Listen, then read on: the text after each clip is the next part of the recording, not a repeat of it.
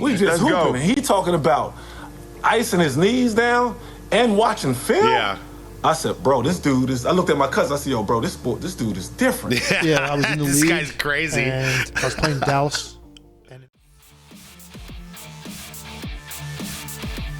All right, welcome back to the show, everybody, and happy 24th. Today is Kobe Bryant Day, where we're not talking about the current 2026 NBA. No NBA playoff news here today. Sorry, guys. Today we are, we're celebrating the legacy of one of the greatest of all time, Kobe Bean Bryant, number 24, also number 8, but we choose number 24 over here as the celebratory day. It kind of feels right anyway, since we celebrate MJ on the 23rd. So it kind of like it's almost like a monthly holiday around here, you guys. But anyways, welcome back, everybody. Glad to have you here. And anybody who clicked on this, thank you for being here and celebrating for a day. If you don't know, I'll be doing a reaction to Kobe right now. And then later for the After Dark, we're going to do something completely different, but also another way to pay tribute to Kobe Bryant. And I always try to pick out videos that are not like controversial or anything like that. That way it just stays, strictly in that tribute, that range of tribute. So it's not like, whatever. Anyways, I think you guys get the point. Welcome to the 24th, you guys. Hope you're all doing well. This one is going to be from a channel I actually haven't... it seemed to have fallen off of my algorithm, so hopefully this will help it get back on track. Young Gala, a channel I've been watching, on and off for quite a few years at this point.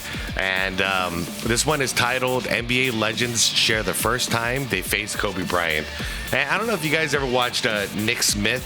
I think it's Nick Smith USA, that channel. Very similar format here. And honestly, this is a format that I feel is kind of getting lost in YouTube, and I really miss it. Compilation videos of players giving their testimonies about, somebody great like an MJ or a Magic or in this case a Kobe.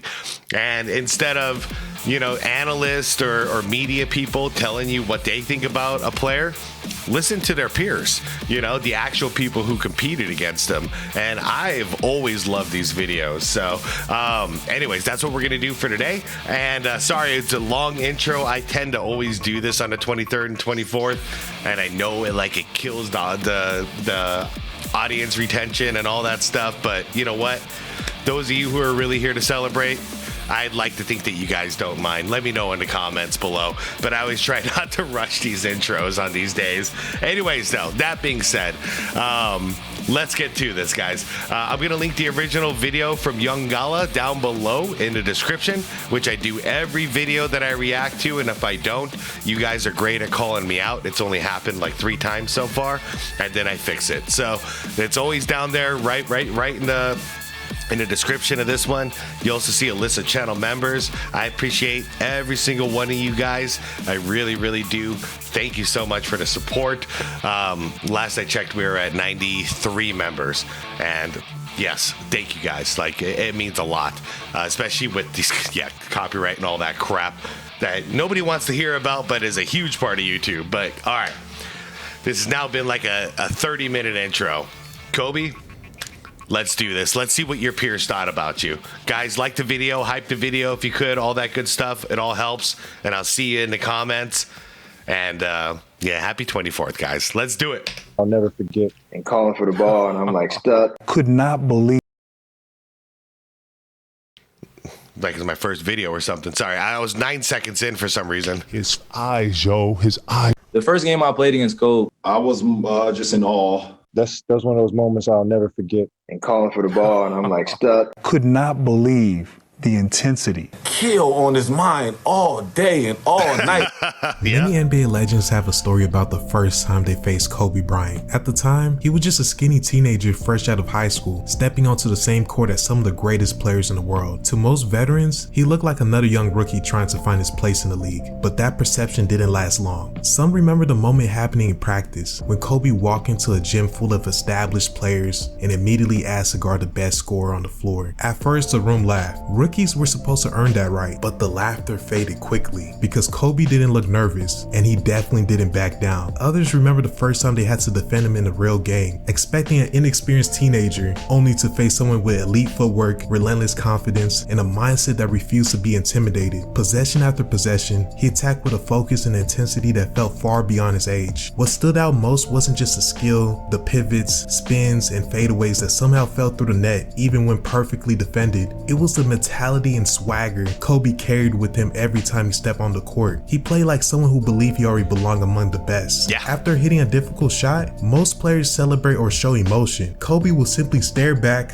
calm and locked in, like the moment meant nothing because the work wasn't finished yet. And in those early matchups, long before the championships, the scoring titles, and the global legacy, many players began to realize something special was unfolding right in front of them. From Michael Jordan to Allen Iverson, from Shaquille O'Neal to LeBron James, some of the biggest names in basketball have all shared stories about the moment they first faced Kobe Bryant. So in this video, I'm going to show you NBA legends and players sharing what it was like facing Kobe Bryant for the very first time. First time. April, so we're going home. We ain't making no playoffs. My first year, I had a better second half than first half, and I come in. I had to do some press. I come in, and the locker room going crazy. It's just everywhere. The equipment guys picking up stuff, people getting in the shower. It's going like this. So I saw a kid sitting in my seat, and I thought maybe somebody's son in the locker room. They got, and he just sitting there. I said, "What's up, young fella? Let me get right here." And he's like, "What's up, yo? What's up?" And I'm Kobe Bryant, man. You know what I'm saying? I'm trying to come to the league. And I had just walked in the locker room, so I was like, "Who the fuck, son?" God damn, yeah, that's that intensity, man. Man, like the first time he met Michael Jordan, or was it the first time they met? No, but the first time Michael Jordan showed up at a Lakers practice, because Phil Jackson asked him to, and immediately he's like, "I'll take you one-on-one right now." And MJ's like, "I was just supposed to give you advice, kid. Like, come on." Son is this? So he was like, "No. I'm Kobe Bryant. What's up, yo?" Adapting.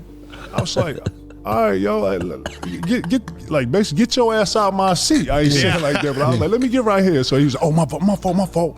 And then he sat in the JR seat, because me and JR he sat right here. So he was just like, "Yo, how is it out there, yo? I'm watching it. It looks fast." He was just, his eyes, he was so intense on just wanting to know the next level and what it was like. And I was like, "Hold on, nigga, ain't your dad in the league, nigga? Your dad."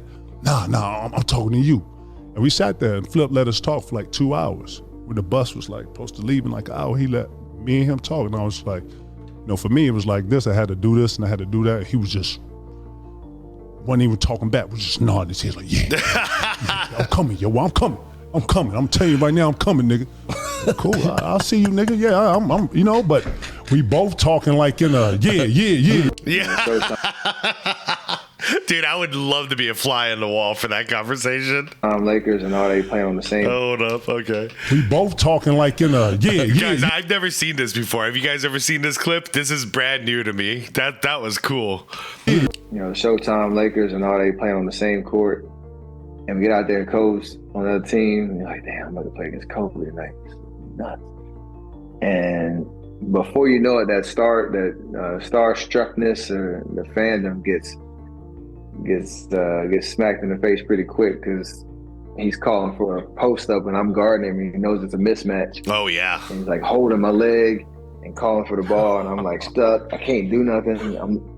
My dumb self looking at the ref, thinking the ref's gonna bail me out. Like, "Yo, you don't see what he's doing?" Like, this is Kobe Bryant, man. He can do whatever. The first game I played against Kobe, I wasn't really thinking too much. I was a rookie. He was coming off of an unbelievable tear of 40-point games. I think he sprained his wrist a few times, but he had, I think, 2 40-point games the game before. So when he came out in our game, I just saw and witnessed somebody just manipulate the whole entire game just based off of his greatness.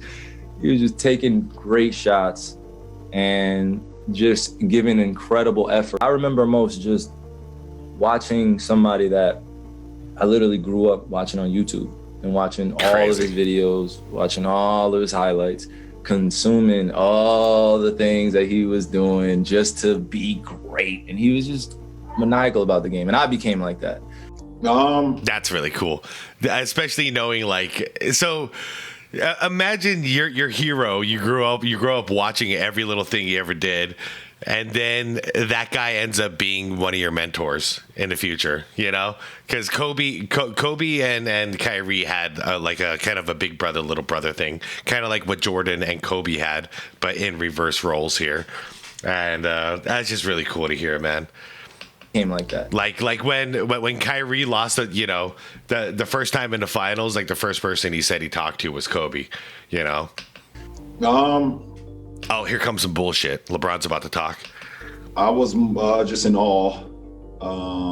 It's a guy who, along with a lot of other guys, was on my wall that I would tape on my wall when I lived in Spring Hill in apartment 602. He was on my wall, and he had a nice collage in my wall. So far, he's only talked about himself. On my wall. Yeah, on your wall. On your wall. Yeah. Okay. What about Kobe? Who decided to make the jump from high school to the NBA. So it was someone that I kind of, I was thinking about doing that at one point in my junior year, and then really stopped thinking about it. But I kind of, okay, if Kobe's done it, it's someone I could probably hopefully learn from one day, and along with KG and T-Mac.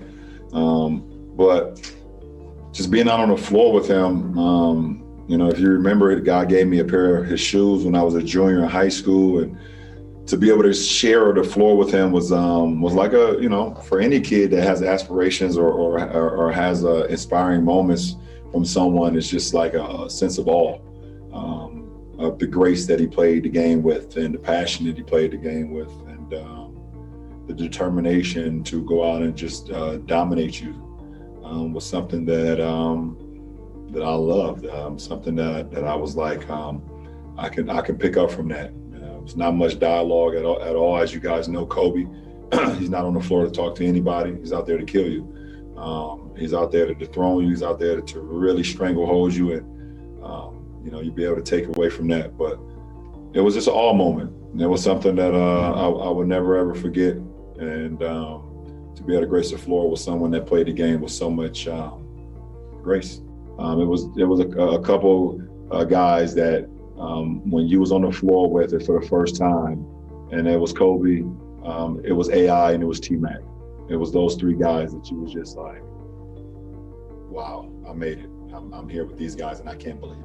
But the first game, the regular season. What is KG wearing right now? KD. What is KD wearing right now? Hold up. I'm here with these guys, and I can't believe it. But the first game, the regular season, we played against the Lakers. They came to.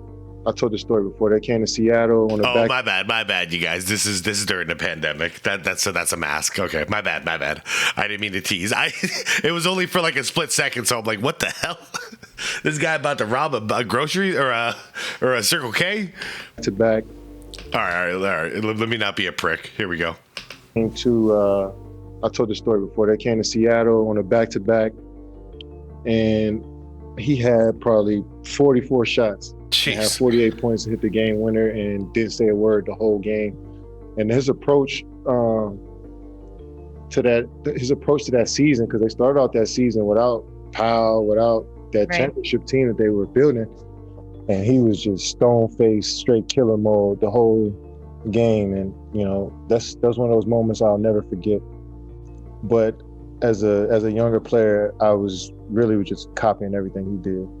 Damn, I'm on a court with Kobe. Like, okay, let's get after it. Yeah. Like I was just young, and that was my mentality. And I knew, kind of just watching him and hearing stories about him, coming to the league, that I guess I wanted to gain his respect so much at that moment. He was one of the guys that I really wanted to gain their respect and their trust. So I just went out there and I just played like it was, once we got him in between those lines, it was me versus him. It was Lakers versus Denver. It was, that was my mentality. Yeah, you guys, if you guys missed it, they had a hell of a rivalry. I mean, Kobe got the best of that rivalry, but Denver versus LA was a great thing to witness in the playoffs. It was everything for me. You know, it was everything. Paul George, man, I miss when these guys like Paul George used to play a very similar style to Kobe offensively. You know, he hung out in the post, and now he just has to chuck threes. It's so sad. Remember when Tatum used to play in the post too? He had a good post game. All these dudes did. Now they're just 3-point bombers, and it's not even their fault. I don't think it's the system. For me, it was the best. Hold on. Let's see what Paul George has to say. You know what's sad? I used to like Paul George a lot. And then like it was right around the time he became like Podcast P and like everything that's happened ever since that I'm like, eh. That was my mentality. It was everything for me. You know, it was everything for me. It was the best moment of my life. The very first time was actually here in LA. I think it was my second year. I didn't get to play in my first year.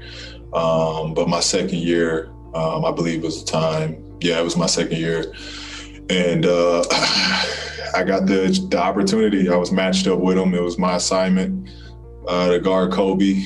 And it's the story I always tell, one of the greatest and funniest moments. Obviously, I'm sorry. I gotta look at this again. I was matched up with. Look how fast this happens. He got him on the fake, and then you never turn your back to a score. Watch what happens. With him, it was my assignment. The second, I mean, that's sick, dude. The split second that he realized, he turned his back. Now he's going to fade the other direction. He didn't even have to fade. He had enough room. But that's, dude, I don't want to guard that. And it's the story I always tell, one of the greatest and funniest moments. Obviously having B. Shaw as an assistant. And B. Shaw's like jawing at him. Egging them on, getting them riled up, talking mess from the bench. That's not a good idea, Shaw. You know, them two is going at it, Kobe and B. Shaw. And I am in the middle while all of this is going on. And I just remember one possession down on their end in front of their bench. I was guarding him, and he, he got into his back down, his patent pump fake. And I went flying for it. You know, a young guy trying to go block his shot. I went flying for it. And he caught me in the air. He gave me a little elbow, got past me and laid it up. And he ran down, specifically ran down to where B. Shaw was and yelled at B. Shaw, check the young feather for feathers. And that was the first moment of being on the court, guarding Cole. Dude, that's sad, man. He got stuck in the crossfire. That's like that KG and J.R. Ryder Jordan story. It's like, dude, don't be talking trash if I'm the one who's got to guard him. B. Shaw should have known better. B. Shaw, maybe he did that on purpose to kind of, welcome to the NBA moment for his young rising star, PG. That's funny, man. Cool. For me not to get, 50 dropped on me. My rookie year, we played against them in the playoffs. My rookie year, we played against them, and that's the year they won the championship. And I was just trying my best. I was just talking smack. I was just in his ear. He wasn't fazed by it. Obviously, millions of people talk smack to him every single day, but he was my idol growing up, and it was just a blessing to be able, on the same court as him and compete. You could probably, look up some footage, but me talking smack to him, me not really knowing what the hell I was doing, because I'm talking to one of the best basketball players. Look at the ref. It's like, what are you doing? You don't want to be doing this. Especially in my position, but I was just trying to be a competitor, and I miss him. I met Kobe in high school. That's awesome. And those two had a showdown. I can't remember where it was, but it was outside of the NBA, outside of the league, in a gym, and a whole bunch of people were there. But it basically turned into Team Harden versus Team Kobe, and these two went at it, man. And I guess I'll fast forward 10 seconds if you don't want it to be spoiled and you want to look for it yourself. But yeah, it ends in classic style. Kobe with the game winner, fist up, arms up in the air. The whole crowd swarms all over the place. It's almost like something out of a Disney movie or something, but it happened in real life. But I'll give Harden credit. Harden went at him back then. And he came onto our... Hold up. I miss him. I met Kobe in high school, and he came onto our AAU team, and he walked in, and he really didn't say much. And he came off the bench originally, and as our sixth man to our team. So that tells you our team was pretty good. And then you add a 16, 17-year-old Kobe Bryant, and he comes in as our point guard, shooting at half court, jump shots. Shoots an air ball the first time. Oh my God. The second time he comes down, he shoots at half court, he makes it. What statement do you need to take to make after that? Yeah. At the time. That's awesome. Wow. I've never heard a lot of these stories, man. I could totally see Kobe doing that too.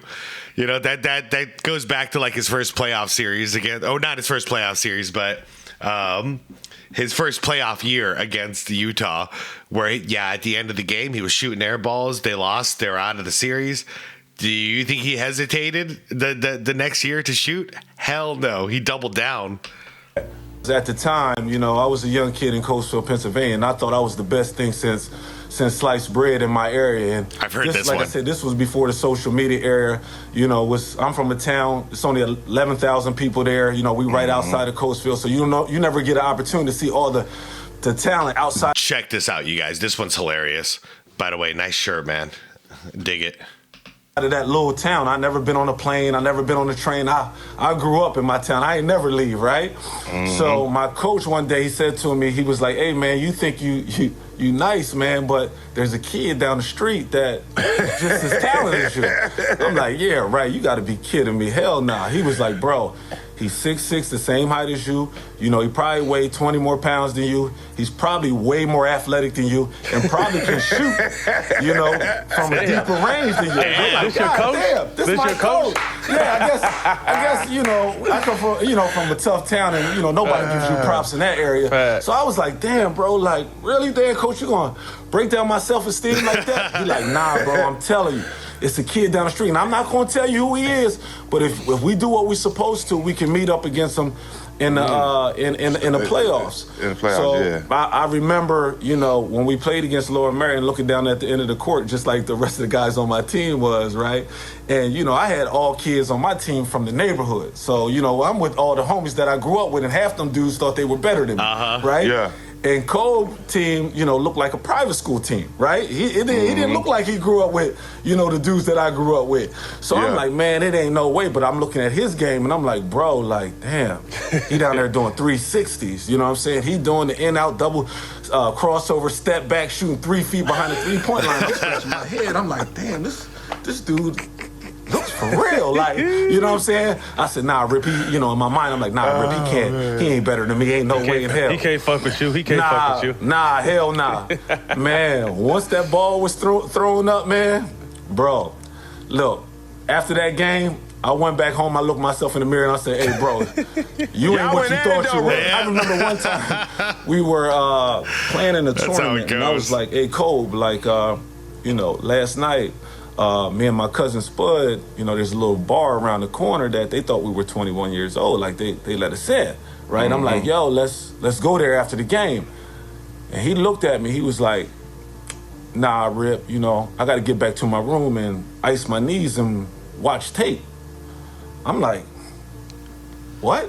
At 16 years old when we don't even stretch. Like at 16, 17, Jack, you got to think about it. You go on the straight AAU games and you ain't even stretching. You just like, all right, where Rock at? Like we just. Yeah, at that age, I didn't know what icing knees was. Like I saw the pros do it, but yeah, you don't have to do that when you're young. So he was preparing. So he was treating himself like he was a pro player all the way back in high school. I've never heard of that before either. That's crazy. We just hooping. And he talking about icing his knees down and watching film. Yeah. I said, bro, this dude is. I looked at my cousin. I said, yo, bro, this dude is different. Yeah, I was in the league. This guy's crazy. And I was playing in Dallas. And in the summers, we would all the guys from the Philly area would congregate, and you go play pickup ball at whatever college that particular day. So we had these games set up. Pretty much the whole Sixers team was there, and then whatever other NBA players or guys playing overseas, or even some college guys show up. You'd have 30 guys in the gym, like great pickup games. And I walked in there one day, and they always had trainers. They were taping ankles, and I'm getting my ankle taped. I'm going to jump in a game, and I'm looking out, I'm watching the game being played. And there's this dude out there, and he's like doing pretty ridiculous athletic stuff. You could tell he was like young, but he looked, kind of scrawny, but like striding out and like. playing against Eddie Jones. I'll never forget it. It was an all-star for the It's Lakers. funny because he's skinny, but you can tell he was working out a lot. But that's just all, that's all the meat he had back then because he was so young. And, they're going head-to-head pretty much. And I literally said to the trainer, like, oh, who's that guy? I thought he was going to say, oh, that's such and such. He plays at whatever college, whatever. He's like, oh, that's Kobe Bryant. That's Joe Bryant's son. I'm like, oh, okay. I said, how old is he? He goes, oh, he's 15. Damn. He's 15. He's going to Lower Merion. Yeah, they think he's got a chance. I'm like, yeah, I think so. So then and then I noticed what the thing that stood out to me over the course of that summer playing games when he was involved in was like to think about being 15 years old, first of all, just in general, how you view yourself, right? The confidence level to step on a floor with those type of players and grown men is a whole nother thing. Like I remember playing pickup ball and the guy would bring his son and like, hey, you guys mind if Michael plays? Like, no, that's fine. And the kid would just kind of, hide, but run up and down the floor. No, this guy, Kobe was out there like, no, I'm out here to do work. Yeah. At that That's age. true. Yeah. He's not just hiding in the at the baseline 3 spot, just in case everybody else gets double teamed. I have to shoot the shot. That's what the young guys normally do. In an interview, Kobe reminded me that he came to Orlando to see Penny. Oh, yeah. And Penny kind of blew him off, and he had this sad look on his face. And I grabbed him, was like, come on, man, I'll take a picture. I never knew that was him. Oh, really? Yeah, I never knew that was him until he told me, when we did that TNT Laker thing, he said, you don't remember meeting me? He never told me that. Like, through all the years that we played in there, he never told me that. He told us the Penny story. I didn't know that you, that's dope. How did you and Kobe connect? Yeah, if you guys don't know, that was one of Kobe's heroes was a Penny Hardaway. He went to an Orlando game when, this is way before he was in the NBA. And he asked Penny for an autograph. Penny blew him off. And then Shaq saw that whole interaction. And this was just a random kid to Shaq. And props to him for doing the right thing. He stepped in. He was like, hey, young fella, you want an autograph? So he ended up giving Kobe an autograph, ironically enough. And, they ended up being teammates and champions together and all that stuff in the future. But that was literally the first time they met. How crazy is that? And then, Kobe had a vendetta against Penny Hardaway the second he got into the NBA because of that interaction. But I just want to point it out because I give Shaq a hard time about being so insecure and stuff.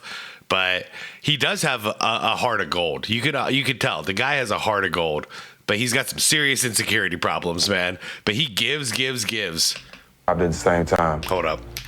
Oh, what? How did you and Kobe connect when y'all arrived at the same time? He was a guy that wanted it right away. And we all understand pecking order. My team. That ain't about to happen. Right. To be fair, Shaq had a completely different welcome to the NBA situation. When he got drafted by Orlando, he was immediately the guy. Immediately. The whole team was being built around him. The people in the crowd were coming to see him. So he didn't have to go through that pecking order himself. But I saw that he had something in him. And he wanted it right away. A lot of guys don't have that when they come in. A lot of guys just like to go through the rope, but he wanted it. He wanted it. So his rookie year, we let him do what he do, make his mistakes. But the defining moment in his greatness was we were playing Utah. Yep. Nobody wanted to take the last shots. I'm not taking the last shot, shooting 40% from the free throw line. Y'all ain't gonna be talking about me. Shaq lost the game. So he takes 3 shots to air balls.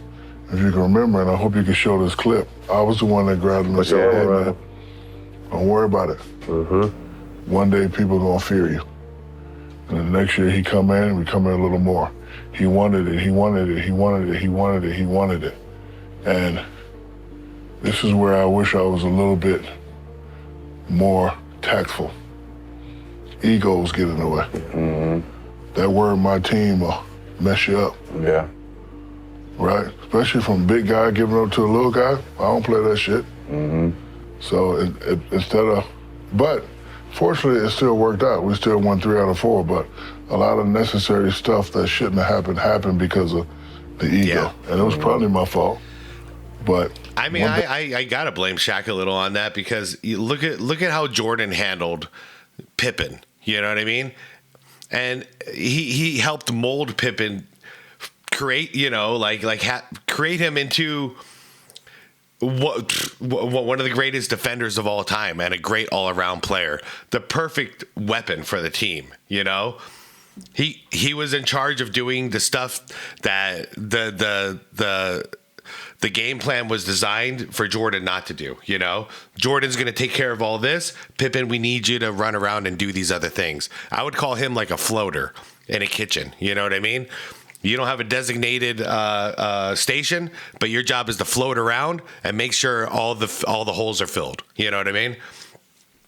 Imagine if Jordan had that ego with Pippen, and instead of encouraging him to get more involved, to do more, to get better, he was doing the opposite. He was pushing him down because he was insecure that if Pippen were to get too good, then Jordan wouldn't, then himself wouldn't get enough praise. That sounds insane when talking about Jordan, right?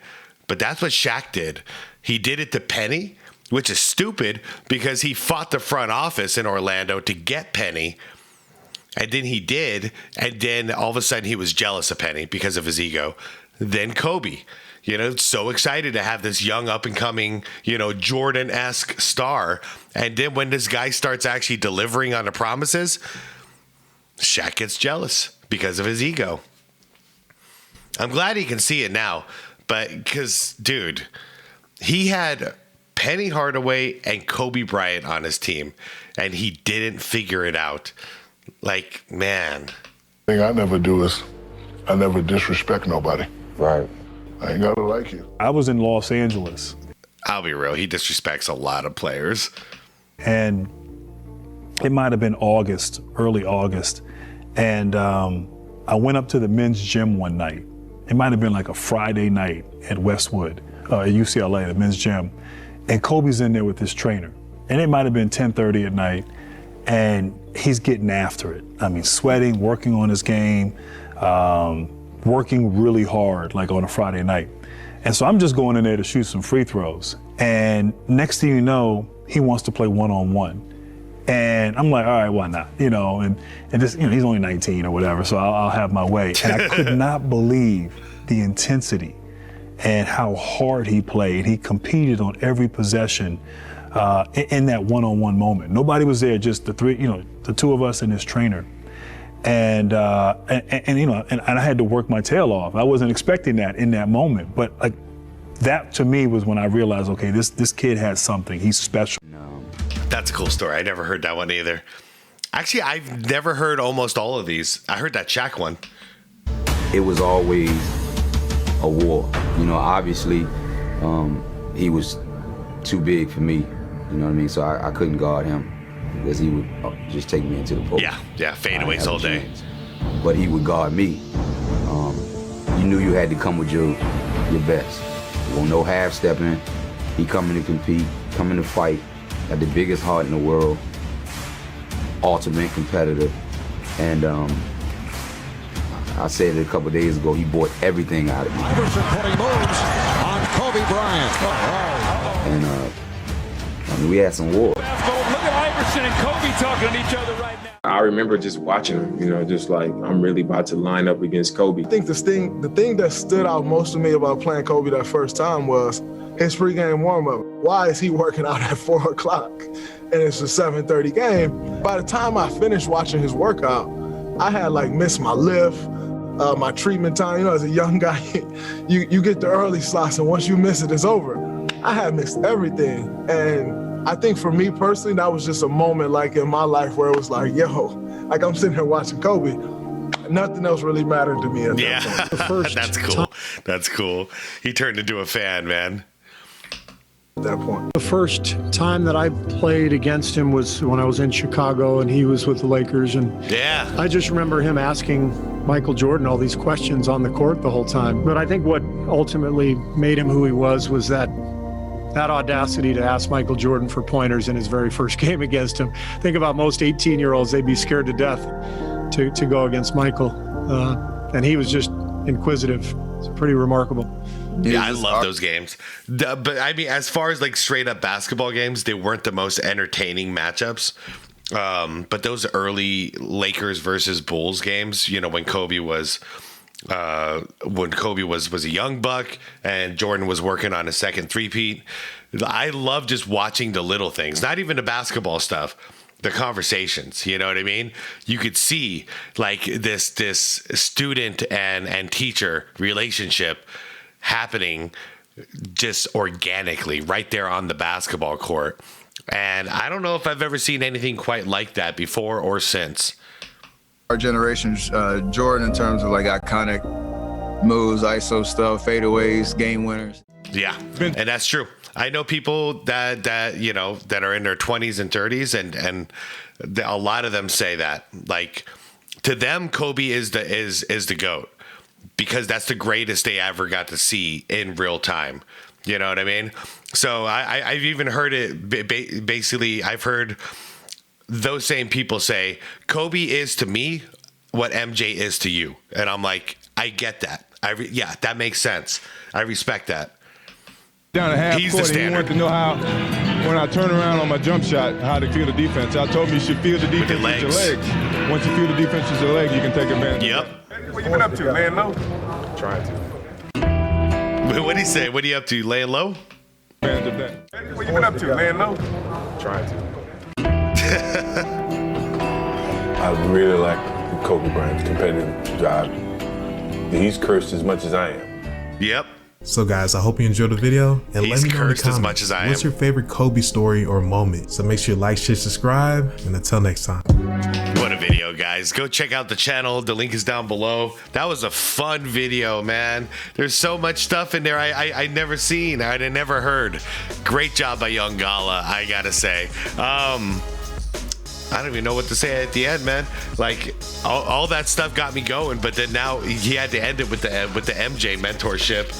And damn, that's all I can think of on the way out. Guess it's a good way to do a handoff from the 23rd to the 24th, huh? Anyways, you guys, I'm gonna go ahead and head out with that one because honestly, there's so many stories in there. I want to hear what you guys have to say, so I'll see you guys in the comments, hopefully. Yeah, just let me know what you thought about them, and let me know. I mean, have you guys seen all these clips? Because I'm honestly really shocked at how many of these I've never seen, and that's why I love this gig, man. Like, no matter what, I'm learning stuff every single day, and not many jobs give you that opportunity. So I'm very thankful for that, because the game I love, I'm so glad to continuously learn about it. And the more I learn about it, the more I appreciate it. So anyways, you guys, I'm out of here. We'll continue the Kobe celebration for the After Dark. Hope to see you there.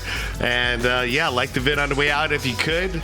Hit that subscribe button if you want more content like this. Hit that bell if you want to get notified for the next one. And most importantly, everybody, it's to be water, my friends. Peace out.